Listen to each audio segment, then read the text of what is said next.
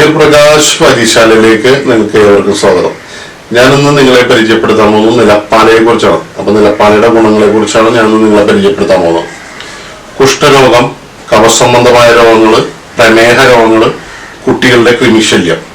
അപ്പൊ ഈ നിലപ്പാല എവിടെയാണ് ഉണ്ടാവുന്നതെന്ന് വെച്ച് കഴിഞ്ഞാല് നമ്മുടെ വീടിന്റെ മുറ്റത്തൊക്കെ തന്നെ ഇത് പടർന്ന് ആണ് നിലം പറ്റി വളരുന്ന പാലയാണ് നിലപ്പാല എന്ന് പറഞ്ഞ് നമ്മൾ പറഞ്ഞു. ഇതാണ് നിലപ്പാല. അപ്പൊ ഈ നിലപ്പാല എങ്ങനെയാണ് ഉപയോഗിക്കേണ്ടതെന്ന് വെച്ച് കഴിഞ്ഞാല് 5 ഗ്രാമോ 10 ഗ്രാമോ നല്ലവണ്ണം കഴുകിയെടുത്തിട്ട് ചതച്ച് പാലിൽ ചേർത്ത് നിങ്ങൾ തിളപ്പിച്ച് കുടിക്കുകയാണെന്നുണ്ടെങ്കിൽ അതിരാവിലെ കുട്ടികൾക്ക് കുടിക്കുകയാണെന്നുണ്ടെങ്കിൽ നിങ്ങൾക്ക് കൃമിശല്യം കുറഞ്ഞു കിട്ടും, പ്രമേഹം കുറഞ്ഞു കിട്ടും, കുഷ്ഠരോഗം കുറഞ്ഞു കിട്ടും, കഫസംബന്ധമായ രോഗങ്ങൾ കുറഞ്ഞു കിട്ടും, വയറ് വീർക്കുന്ന അസുഖങ്ങൾ കുറഞ്ഞു കിട്ടും, വയറുവേദന കുറഞ്ഞു കിട്ടും.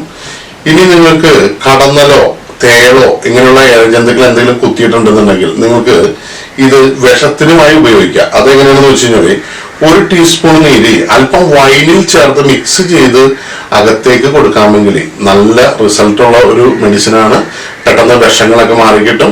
പക്ഷെ നിങ്ങൾ ഒരു കാരണവശാലും വൈദ്യനിർദ്ദേശം കൂടാതെ നിങ്ങൾ ഈ മരുന്നുകളൊന്നും അമിതമാത്രയിൽ കഴിക്കരുത്. ഒരു നല്ല വൈദ്യനെയോ ഡോക്ടറെയോ നിങ്ങൾ കണ്ടതിന് ശേഷമായിരിക്കണം നല്ല രീതിയിൽ അകത്തേക്ക് കൂടുതൽ കഴിക്കണമെന്നുണ്ടെങ്കിൽ നിങ്ങൾ കഴിക്കേണ്ടത്. പക്ഷെ ഞാൻ എപ്പോഴും ഈ പറയുന്ന അളവിൽ അല്ലാതെ നിങ്ങൾ ഈ മരുന്ന് ഉപയോഗിക്കരുത്. അപ്പൊ നന്ദി, നമസ്കാരം. ഇതുപോലെ പുതിയൊരു അറിവിലേക്ക് വരുമ്പോഴേ ഒരു ഷോർട്ട് ബ്രേക്ക്.